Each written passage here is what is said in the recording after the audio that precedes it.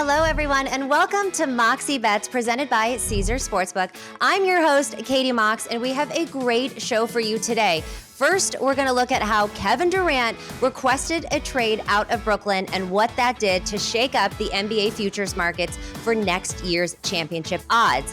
Then my friend, former Jet Erik Coleman, joins us to preview the one team that had everybody talking after this year's draft. And of course, we're going to get into some Moxie mailbag. You guys asked some questions and we have answers for you. But before we get started, we're going to get going with my Mox thought of the day. So the big news, of course, is Kevin Durant. He has requested a trade out of Brooklyn, and Woj reported that the Heat and the Suns are the two teams on his favorite wish list so far.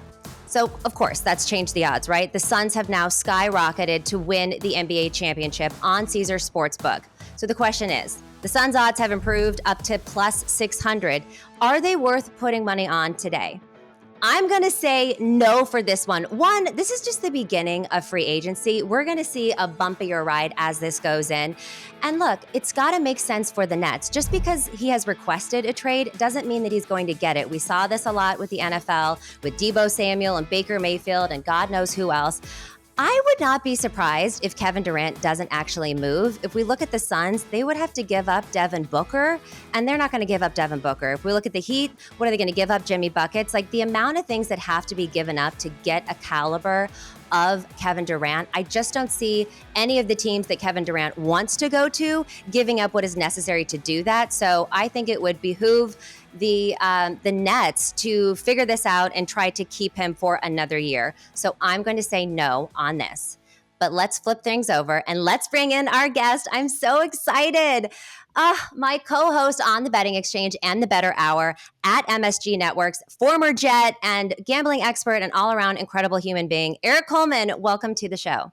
Hey, thank you, Katie, and congratulations on the new show. I know it's going to be amazing. I love working with you. I'm excited to get into some sports talk with you today. All right, Erik, you heard my thoughts on if you should put money on the Suns. What do you think?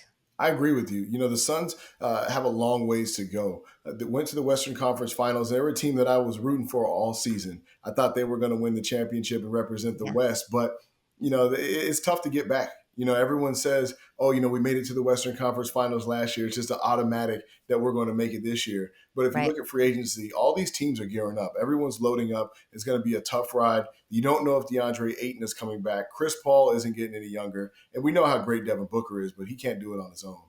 No.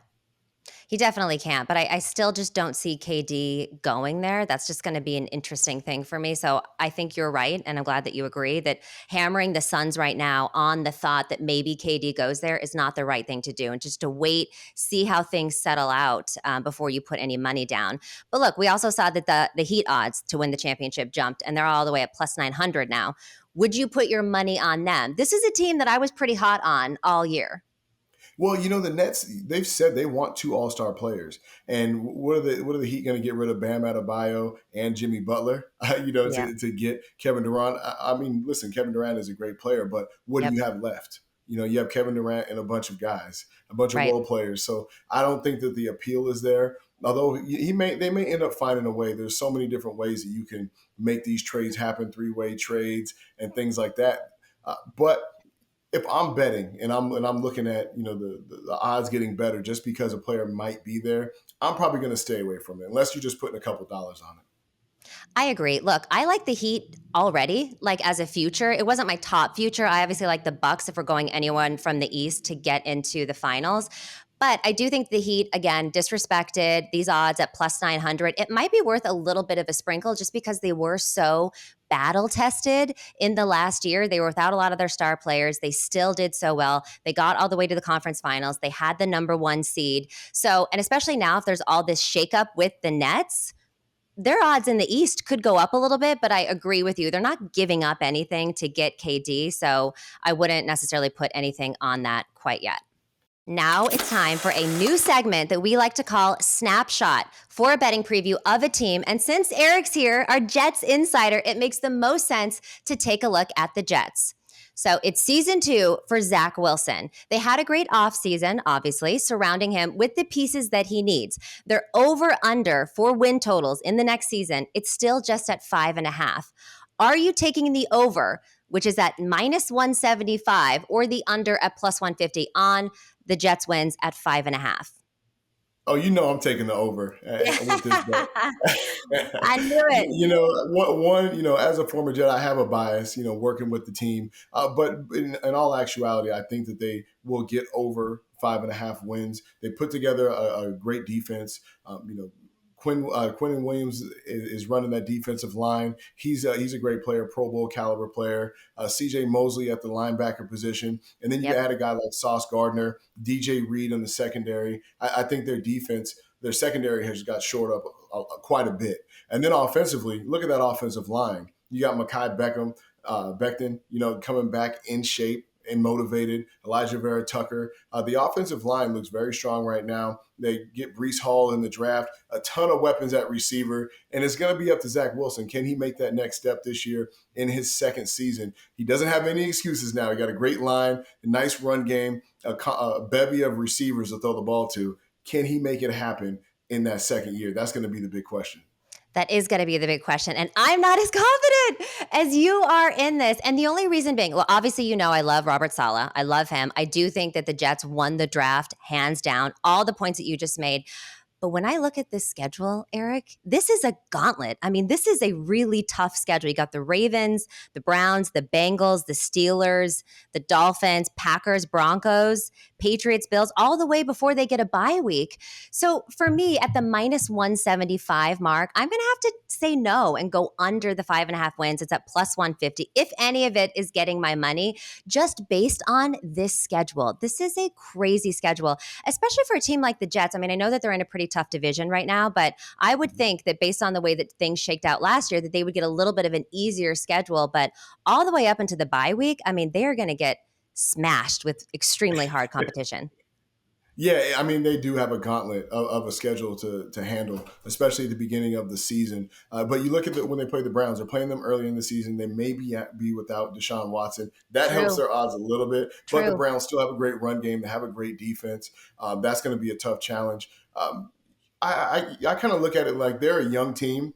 And sometimes as young teams, they don't know that they're not supposed to win a game. They just play hard. They do things the right way. And playing hard and fast will get you a couple of wins like it did last year against the Titans, like it did against the Bengals last season. So I think the Jets can come up with a couple of wins before that bye, and then down the stretch end up with 4 or 5 wins to get them over that 5.5.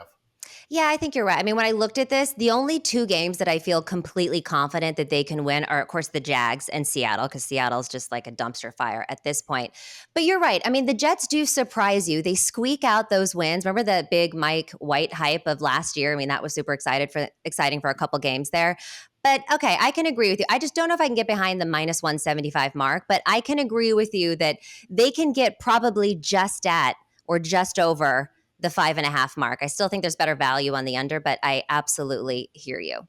All right, let's get into topic number 2. I mentioned the great offseason. A huge part of that was the incredible draft that they had with 3 first-round selections. So let's take a look at Rookie of the Year and start with the offense. They got wide receiver Garrett Wilson and running back Breece Hall that are both tied for 3rd to win the award at plus 800. Which one are you putting your money on? I like the Breece Hall selection. I think that he is a durable back, an every down back that can catch the ball out of the backfield. He can run in between the tackles. They've shored up their offensive line, so I think that he's going to have a lot of opportunity between he and Michael Carter to run the ball. And if he has a great year, the Jets have success and they get over that 5.5 win mark, I think you'll be looking at Breece Hall at the Offensive Rookie of the Year. I agree with you. And especially when I was looking back at kind of the trends for Offensive Rookie of the Year, it's mostly quarterbacks and running backs. For a wide receiver to get it, they have to be absolutely spectacular. Jamar Chase just got it. He had nearly 1,500 yards and 13 touchdowns last season. Before that, the last wide receiver was OBJ in 2014. Running backs have actually won 4 of the last 8 NFL Offensive Rookie of the Year awards. He is this crazy dual threat. So I think he probably has the best chance. If they have the same exact odds, I agree with you, and I would definitely go with Breece Hall as well at plus 800. All right, so let's stick with Breece Hall for a moment. The Jets got a very solid rookie season from Michael Carter last year. He rushed for 639 yards, and they drafted Hall to complement him. So here's the question. Hall's rushing yards is set to a whopping 845 and a half. Are you taking that over or under, both set to minus 110 on Caesar Sportsbook?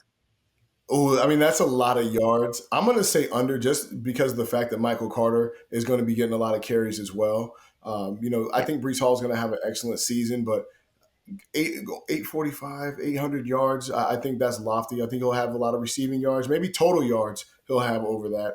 But I think that's a lot to ask for a rookie. I agree with you. So last year in college, he had 1,472 rushing yards.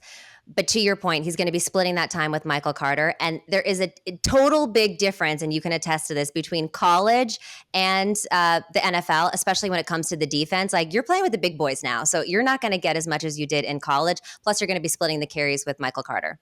Yeah, I mean, in college, you see a hole, you can run through it, you can outrun a lot of guys. But in the NFL, you have to create the hole. You have to feel the hole before it comes because by the time you get to it, it's going to be gone because the speed of the game is that fast. Yeah, agree 100%. Okay, so let's go ahead and look at defense, where edge rusher Jermaine Johnson is listed at plus 900, and the Jets' first overall pick, Sauce Gardner, is at plus 1,000. Which one are you putting your money on for Defensive Rookie of the Year? Ooh, I would go with Sauce Gardner for the fact that Yes. look at the teams that they play. They play a lot of passing teams. He's going to have a lot of opportunity to make some big plays and make a name for himself. And at that cornerback position, I mean, you're looking at if you get 8 interceptions, you get 7, 8 interceptions in the season. You're an All Pro. You're a Pro Bowler. He's going to have a lot of opportunities. They're going to be testing out the rookie, and with the pressure they're going to apply up front, I think he'll have some opportunities to make some plays. I agree with you. One, I just like his name, Sauce Gardner. I mean, you got to go with the sauce on this one. And to your point, the Jets' pass defense ranked in the bottom of the league in 2021. So he's going to be put to the test very early, and he's going to play a lot of games. And I will say that the voting tends to skew towards edge rushers and quarterbacks in 6 of the last 7 winners. So it makes sense that these two guys are up there. But I think he's going to start out fast and start out strong. So I like Sauce as well. I'm going to pour a little bit of sauce on the sauce for Sauce Gardner. So finally, the Jets have the longest active playoff drought in the NFL of 11 years. The odds are for them to make the playoffs, no, at minus 1,000, or yes, at plus 650. Are the Jets making the playoffs? Ooh, Katie, as much as I want my Jets to make the playoffs, and Yeah. as much as I want to root for them, I'm going to be rooting for them. I think that's a tall task. I mean, you look at the AFC East right now, and the Buffalo Bills are one of the top teams in the league right now. Yep. You look at the Patriots; they're just knocking on the door, trying to get better. The Dolphins got better, so they're going to have a tough division in itself. And let's not forget about the rest of the AFC, which has so many great teams. So I think it's going to be tough. I think they'll have a successful year for them. They're just going to keep moving for that goal. I think next year is that year that you talk about the Jets making the playoffs. Yeah, I think so too. They got a lot of rookies coming up this year. There's going to be a lot of learning, but I do think in the next couple of years, with the way that they drafted, the Jets are going to be a threat, but probably not this year. Now, I don't think either of us would take that bet at minus 1,000. However, this is maybe one we'd lay off, but we don't think the Jets are going that far this year, but very promising for the Jets. And now we're going to get into Moxie Mailbag. So you guys asked us some questions, and we're going to give you some answers.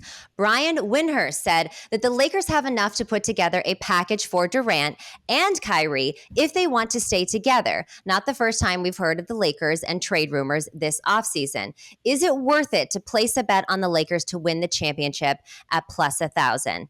I would say no, because I think the Lakers are still a huge mess, and they got all of these veteran, incredible players last season, and it didn't work out. It's all about chemistry, and I do know that Kyrie and LeBron played together, but I feel like there was a little bit of turmoil there. I don't think that just cherry picking great players and putting them all together necessarily works. So I'm going to say absolutely not. I'm putting money on the Lakers. Eric, what do you think? I mean, I agree with you. I wouldn't put any money on that one. You still have Golden State. We talked about Phoenix earlier. There's so many teams in the West, Dallas, that are getting better in that play. They play as a unit. They play as a team. And I think that playing as a team with some great players is always going to overpower just putting some stars together and hoping that it works. Yeah, and it didn't work last season. So I just feel like they're such a mess. I know they're getting a new coach. I think they'll be a little bit more competitive. But to your point, the Western Conference is fully stacked. They don't have time to play catch up the way they have been. Okay, James from Flushing asks, Max Scherzer said he was good to go after his last rehab start, and Jacob deGrom will begin a rehab assignment shortly. Is now the time to bet the Mets at plus 700 to win the World Series? I would say yes, based on the odds at plus 700. The Mets have surprised everyone this year, but I'm still hot on the Yankees. I think the Yankees are going all the way this year, but at these odds at plus 700, considering they have two of the best pitchers in the league, I'd say yes. Yeah, I agree. I would put a little money on that. The Mets have been a great team so far with the injured bullpen. They're offensively they've been leading the league in a lot of stats. And then once you get Max Scherzer, Jacob deGrom back into the fold when they're healthy, that bullpen is going to be strong. It's going to be tough to outscore them. And I think I'll put some money on the Mets.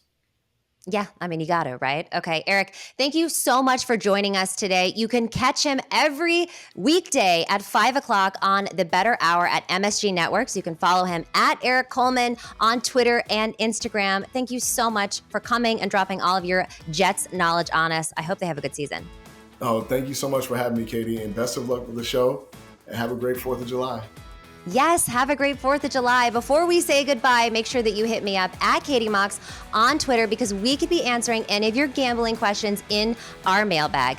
This has been Moxie Bets presented by Caesar Sportsbook.